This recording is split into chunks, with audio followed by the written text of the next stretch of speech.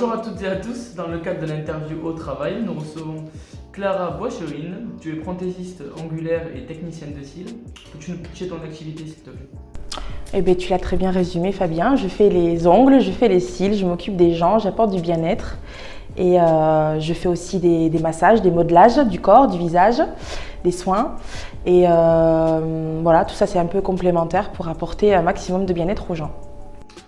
Comment es-tu arrivée à faire cette profession-là? Alors ça a été une passion depuis très longtemps. J'étais pas du tout dans ce domaine-là auparavant. Mais c'est le vouloir changer. J'ai voulu changer un petit peu de vie professionnelle depuis la naissance de mon fils. J'ai voulu faire un truc pour moi et en fait je me suis reformée dans ce que j'aimais, ma passion, les ongles. Et j'ai découvert du coup un vrai métier. Voilà.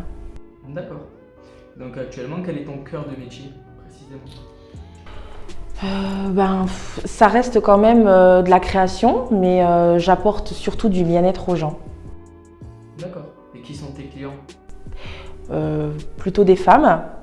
Pour les massages, j'ai eu quelques hommes, mais je touche principalement les femmes de 18 à 90 ans en général. Comment as-tu vécu la crise Covid et les confinements?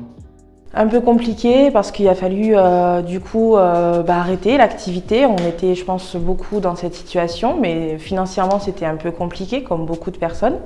Et puis je démarrais, donc la situation n'était pas propice à gagner de la clientèle, donc ça a été un peu compliqué, mais j'ai su rebondir rapidement. Qu'est-ce que tu as dû changer ou modifier dans ton activité?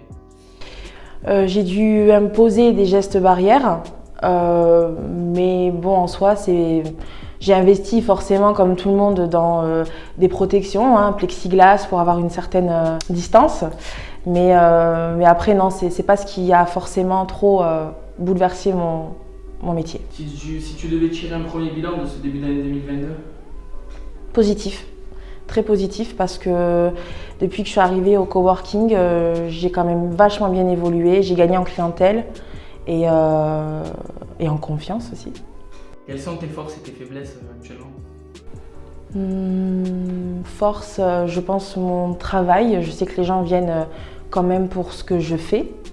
Faiblesse, peut-être de la communication, il en faudrait peut-être un peu plus, il en faut toujours plus, mais c'est pas évident de se mettre à jour dans les réseaux, d'être aussi actif sur les réseaux. D'accord. Si tu avais des opportunités à saisir dans ton domaine, dans ton secteur d'activité, quelles seraient-elles? J'aimerais éventuellement, c'est un futur projet, former des prothésistes ongulaires, d'autres techniciennes de cils, proposer de la formation, j'aimerais transmettre mon savoir. D'accord. Il y a un peu de, je sais pas, existe-t-il des menaces peut-être pour toi dans ce secteur-là? On est toujours menacé, on a une concurrence terrible dans ce domaine. Il y en a à chaque coin de rue, des prothésistes angulaires, il y en a énormément. Maintenant, il faut savoir se différencier. D'accord. En parlant de différenciation, quelle stratégie as-tu mis en place pour l'avenir de ton entreprise? J'ai des idées, mais on verra. On verra ce que ça donne. Quelle vision ou quelle image avais-tu du coworking avant d'intégrer le O31?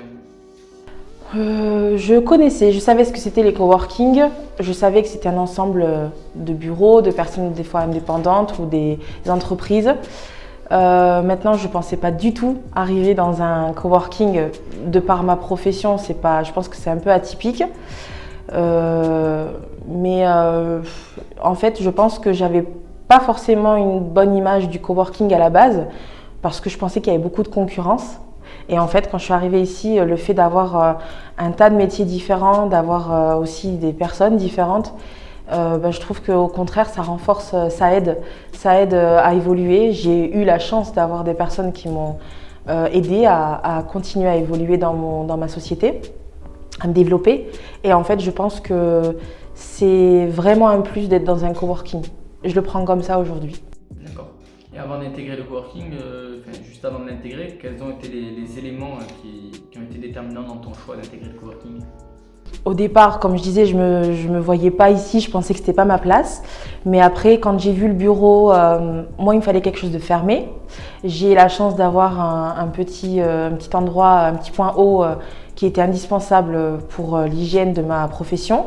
Et aussi, voilà, accès, on a la clim, on a un grand parking, ce qui est quelque chose de hyper important pour mes clientes de pouvoir venir arriver, se stationner, être à l'aise quand elles arrivent et puis finalement après je suis restée pour l'ambiance. Avant d'intégrer le coworking, en intégrant le coworking, est-ce que tu as senti de la différence entre ta vie professionnelle et ta vie personnelle? Est-ce que ça a pesé ou pas? Pesé en positif parce que finalement j'ai découvert, j'ai fait connaissance avec plein de personnes et je pense que donc dans ma vie professionnelle ça m'a beaucoup aidée parce que j'ai rencontré des professionnels qui m'ont aidée comme je disais, à évoluer. Ne serait-ce que toute mon identité visuelle a été faite par la graphiste qu'on a ici au coworking, Isabelle. Et puis voilà, donc professionnellement, ça m'a beaucoup aidée à me développer. Des idées aussi, il y a des personnes qui ont plus d'expérience qui nous soufflent quand même des idées et qui nous conseillent. Et c'est surtout même personnellement, voilà, on est amis aujourd'hui, on crée des liens d'amitié et je pense que du coup ça peut que être positif. Qu'est-ce que tu aimes bien au 31? Je pense encore une fois, je dis l'ambiance parce qu'elle est quand même au sein du coworking. Je pense que dès qu'on arrive, on est content. Je suis contente de venir déjà travailler, mais de retrouver les collègues, de savoir qu'on va passer une bonne journée. Qu'est-ce que t'a apporté la relation avec les autres coworkers? Du plus, que ce soit, comme je disais, je le redis, professionnellement ou personnellement, ça apporte que du bon. On s'entend super bien et il y a vraiment une belle harmonie. Est-ce que ça t'a apporté également un réseau? Oh oui, j'ai récupéré toutes les filles d'ici. J'ai quand même, oui, ma clientèle s'est aussi développée ici parce que voilà, je prends plaisir à m'occuper des filles et des garçons du coworking en massage, pour les massages. Pour conclure, tu as des conseils, des souhaits pour l'avenir éventuellement? J'aimerais continuer à évoluer, que l'ambiance ici reste telle qu'elle, voire encore mieux. Et voilà, que j'évolue, que j'ai plus de clientes, que mon réseau se développe, que je m'épanouisse encore plus, on va dire. D'accord. Des conseils peut-être pour des entrepreneurs qui veulent se lancer? De rien lâcher. Ouais, de rien lâcher. C'est pas toujours évident, mais il faut pas lâcher. Quand on a un objectif, il faut en tout cas tout donner pour l'atteindre.